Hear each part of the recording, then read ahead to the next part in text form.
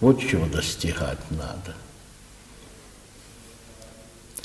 Мир, любовь и согласие.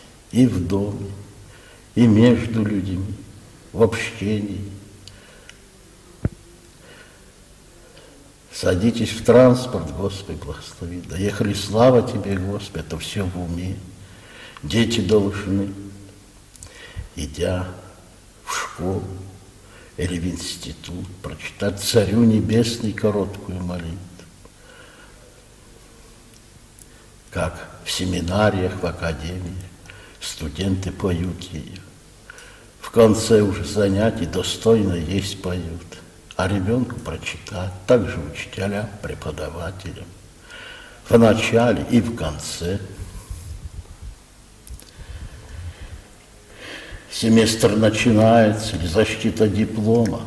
Ответственный момент, надо причаститься, пойти в храм, попросить Господа. Пока дойдешь до аудитории, 50 раз прочитать: «Святый ангел, хранитель мой, моли Богом не грешным». Это тот ангел-хранитель, который дан при крещении, ближе всех к нам, каждому из нас.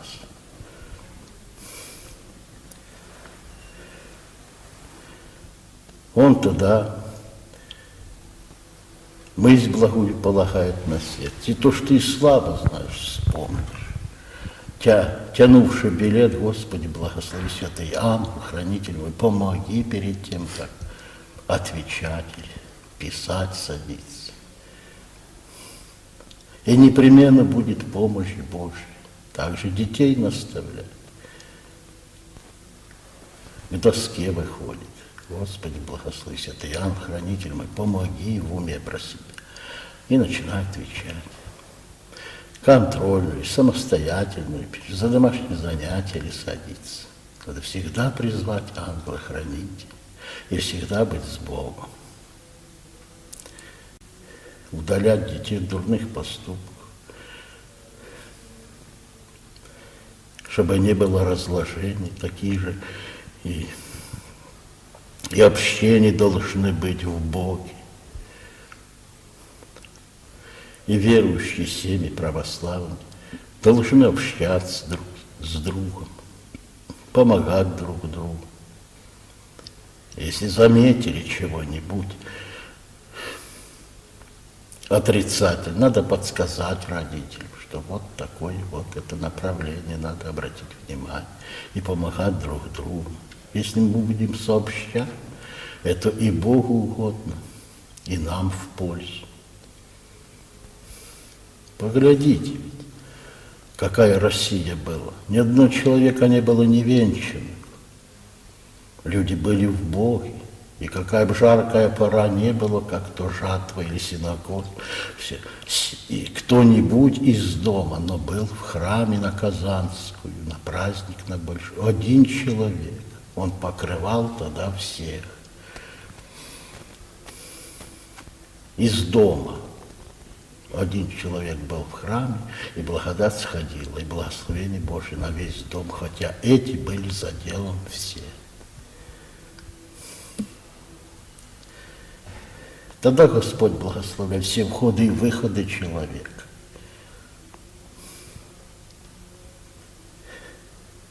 Мысль благая полагается на сердце. Правильно человек мыслит, правильно ответит, правильно поступит, вовремя нужное слово скажет, вовремя ложь увидит. Господь сохранит его, человек не полезный, ему не встретится. В обществе он будет желанный, и чего не начнет, во всем успеет, потому что полагает начало в Боге.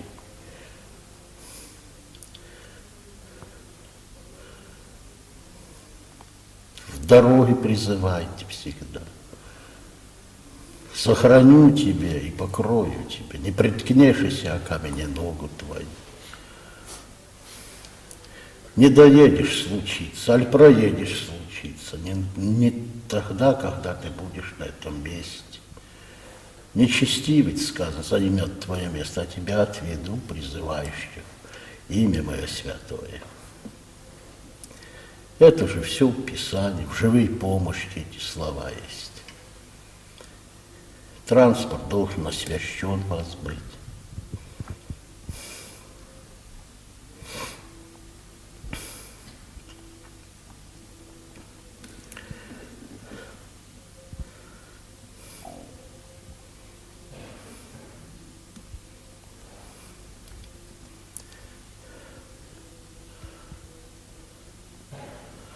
Батюшка, а вот вы говорите, в город не любите ездить, подолгу там бывать. А почему? Что тяготит вас?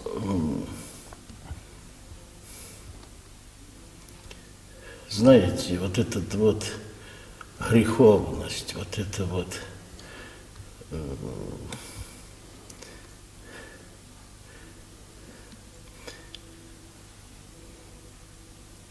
дух сам.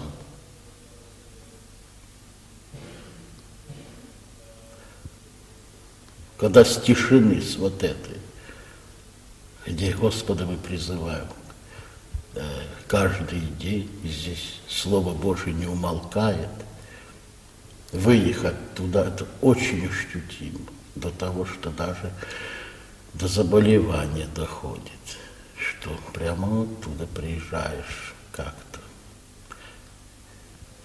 как разбитый. Вы вот приехали вот сюда, каждый из вас ощутил легкость. Здесь и дышится по-иному. Вот и делайте сами вывод. И там бы было бы то же самое. Если б была Русь в том, чем она была. Ведь в Москве было 40 храмов. Это значит 1600. Один колокол на Пасху звонил главный, и вся Москва была в звоне.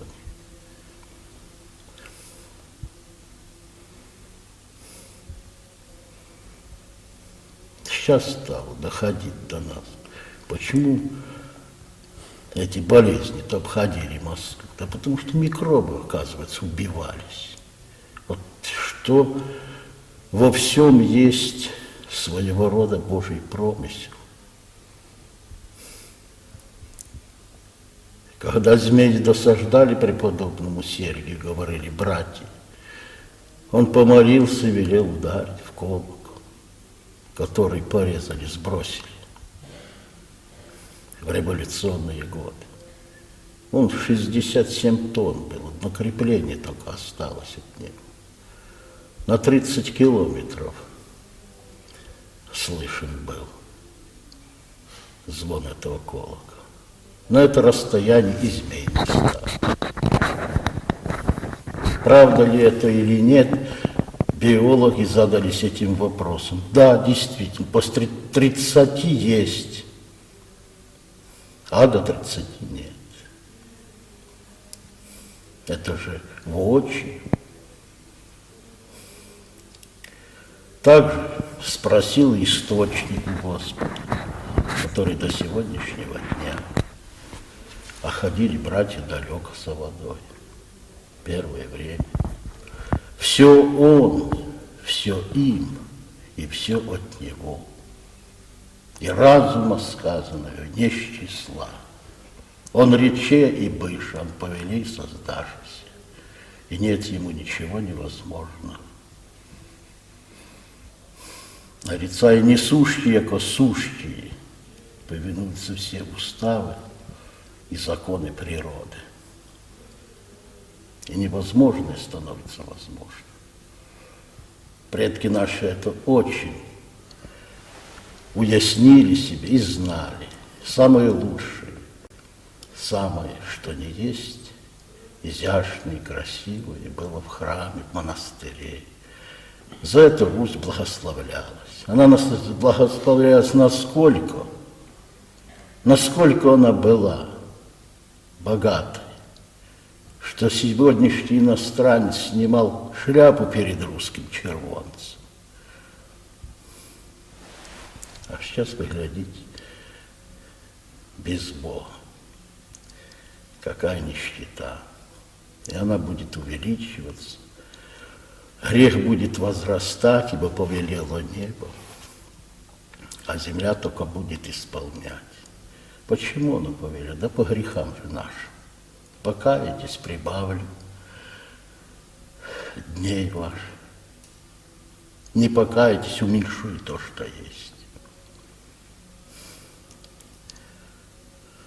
Батюшка, а в ближайшее время, вот как вы думаете, что вообще Россию ждет, народ русский? Человечество себе уготовывает гибель само себе.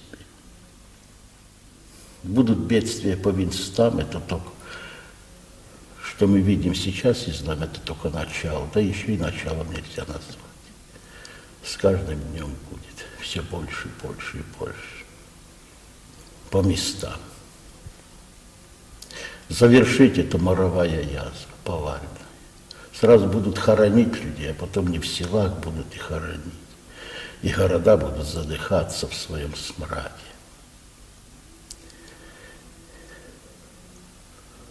Вода будет уходить, наземная и подземная, с колоссальной скоростью. И не будет человека радовать. Эта жизнь будет на земле туго и уныние народов сказано. Народов, не народа русского, а народов всех. И драгоценности вот эти повыбрасывают их и под печати, и под замки эти, в сейфы, поставлять воду и хлеб.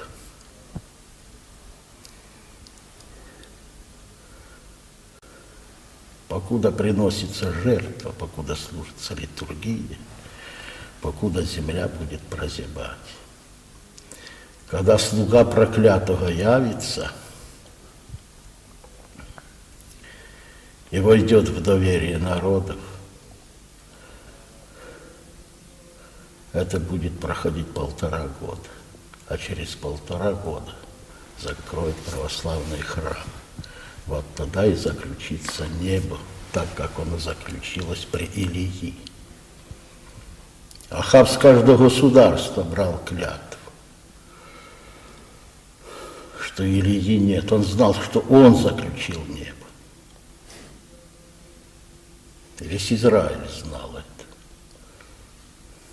Все окрестные народы обошли сыщики того времени, те не нашли ее. Ни в кому не вдомек, что на 40 дней пути путник один пойдет через пустынь к потоку Хариву. Почему он прошел? Да потому что Господь его укреплял. 3 раза он ложился спать, 3 раза он ел, 3 раза он пил. И пошел. И, конечно, дошел. И там был это поток Ахарива, где Господь повелел воронам кормить его, и они приносили ему пищу. Это хищные вороны, их, наверное, сейчас и нет, а может быть, еще и остались где-то в тех краях. Они бросают птенцов, ну, как вы знаете, есть такой вид. Высидит и бросает. И они раскрывают голодные рты, а вокруг клюва, вокруг, значит, вот этих вот открытых ихних, ну, как в птенцов эти вот желтые такие ссадины, как или как они называются, образуется липкая такая